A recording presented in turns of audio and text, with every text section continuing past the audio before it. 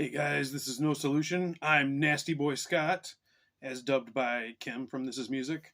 Uh, that's not going to stick, don't worry. So, today I want to talk about a record show I went to last weekend. Uh, they have them every couple months, I think, maybe 4 times a year. I haven't been in a long time. Too many times of going there, and there not being many vendors, and the vendors they had garbage. And but I decided to go this time. I did do the $5 early admission that I know Steve at All the Worlds of Stage had recommended doing, and that was cool. Obviously less crowded. You didn't have to elbow your way into the bins. I think record shows are not for me though. It's mostly a me problem. Maybe I'm just too socially awkward. I do not enjoy being 4 feet away from the vendor watching me flip through their records. I don't know. I start getting self-conscious and feel judged, and so that's just my problem. But also, I do not have the patience to flip through crates anymore. I don't think. At the first vendor I went to, he had a few crates of used records. I went through those, and I did find something actually for $5. The Lords of the New Church Is Nothing Sacred. Pretty nice copy, especially for $5.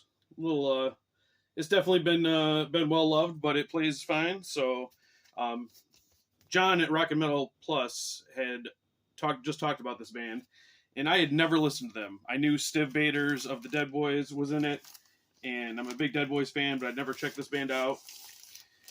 I don't know. This might not be for me. I was not prepared for how super poppy and gothy it was, and that's on me. I just never listened to them before.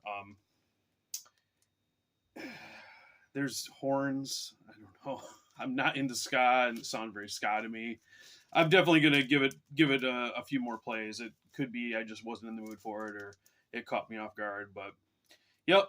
I've gone through my whole life not knowing what Lords of the New Church sounded like, and when I heard it, I was immediately not into it. So that was that.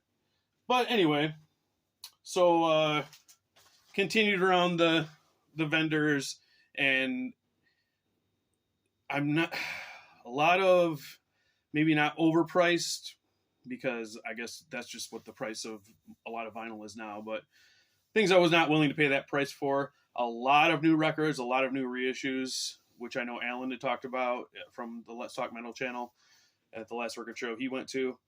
I don't understand going to a record show to buy a new reissue of something I could buy on Amazon for probably $10 cheaper. But it must be people buying because they're bringing them. And then, a lot of the kind of bargainish records, as you would expect, were kind of grandma's leftover records. Nothing I'm at all interested in. There were some really cool rarities, like the Halloween album, Halloween from Detroit, I believe. They're really cool to see, but it was like $120, which is maybe a fair price. I don't know, but I'm definitely not paying that for any record. I don't care what it is. So a lot more CDs than I was expecting. So look through some CDs, and then some okay stuff, but nothing I really needed desperately. One guy had a pretty good extreme metal section, and I found this Tormentor's Recipe Ferrum. Believe it or not, they're only full length. The more famous recordings that you think of with Tormentor, like the Seventh Day of Doom and Anno Domini from the 80s, are both considered demos, not albums. So this was their only official full length from the year 2000. I had this on a promo. I've never had a real copy of it, and it was $20. $20 for a CD. So I left it, and then eventually pulled my phone out and looked at Discogs. I'm like, well, it hasn't ever been reissued, so that's about what it's going for. So I decided to pull the trigger on it. Super, super weird album. Definitely not what you would think of as what Tormentor sounds like. Tormentor, if you don't know, we're kind of one of the early black metal bands. They're from Hungary. And Mayhem recruited Attila to be their vocalist for their debut full length. Really bizarre booklet too. A lot of kind of folk, Hungarian folk in this one. I'm assuming some traditional Hungarian folk music. Obviously, I'm not very familiar with what that would be, but it sounds traditional to me. So this is split into 3 parts. The first part takes up the majority of the album, and it's more rock based than metal, but some really cool solos. Attila has a lot of weird different vocal styles on it. So that is the more palatable part of the album. Then we get into part 2, which is all in Hungarian. It's called the Hungarian Trilogy. And this we get into really odd, almost like calliope music at times. There's some what seems like dialogue between characters, but I can't understand what it is. It just kind of goes off the deep end. And then part 3, it goes way off the deep end into more bizarre weirdness. I mean, this is the height of black metal being weird and avant-garde from the late 90s to the early 2000s, and it's kind of in that vein, I guess. But I've never heard anything like this. There's a very extended version of one of the earlier Hungarian songs then at the end, and there's an outro that sounds like it's some kind of storyline. There's people talking, and there's sounds of fighting and screaming, and then a bunch of like monster sounds from Attila. It sounds like villagers fighting a monster or something. Super bizarre album, but I'm really glad to have it. Especially for the first part, while weird, has some really catchy songs on it. So if you've not heard Recipe Ferrum, I would say it's worth a listen out of curiosity, if nothing else, and then you can decide if it's something you may want to own. And then that was about it. I just kind of so many of the people at the show are kind of weird, and I know I'm weird too, but they're weird in different ways, I guess, that kind of made me I want to get the frick out of here. One guy did have a big box of Bob Dylan CDs at 5 for $20, which I was tempted by because Steve has been talking about his upcoming trip to the Bob Dylan Museum, and he's been going through Bob Dylan albums. And I had acquired a copy of Bob Dylan Greatest Hits Volume 2 just randomly. I bought a CD shelf, and the guy gave me a bunch of CDs. So I decided to pull it out and listen to it. And my big problem with Dylan was what everybody says: I don't like the vocals. And I realize how silly that is when that's what everyone says about 90% of the things I listen to, with the yelling and screaming and monster sounds. And so I gave it a serious listen, and by the end I was like, okay, I could definitely see the appeal of this. So then on Facebook, a lady, her father sadly had passed away, and he had a big music collection, and she was trying to get rid of it. So she was selling a ton of Bob Dylan for $25. So I had hit her up about that, and we were going to meet after the record show.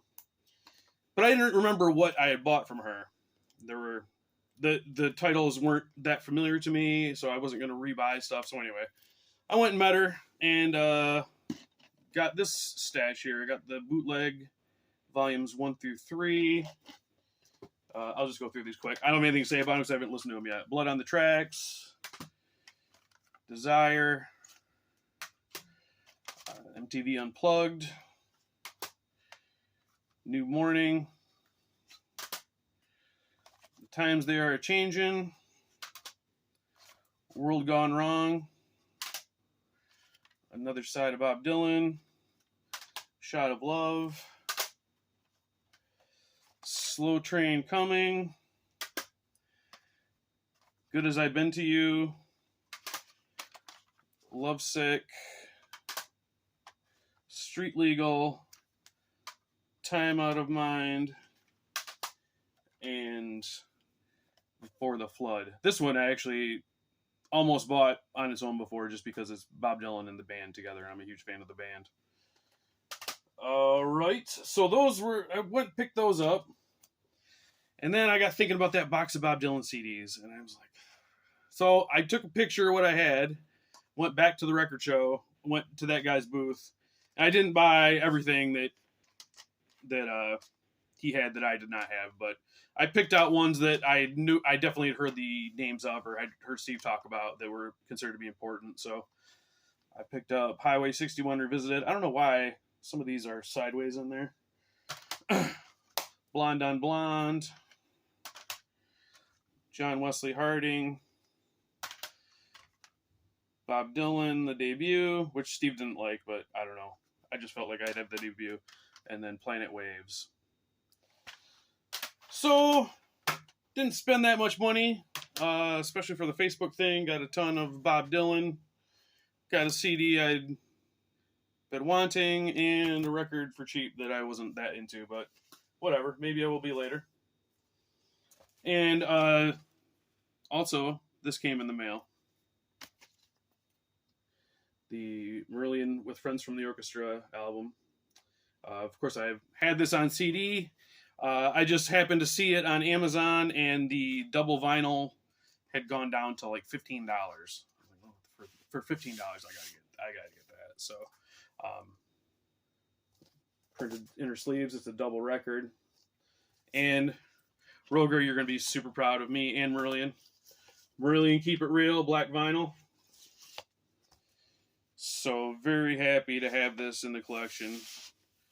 Gatefold. A lot of cool pictures. Really looks beautiful. This in this album, am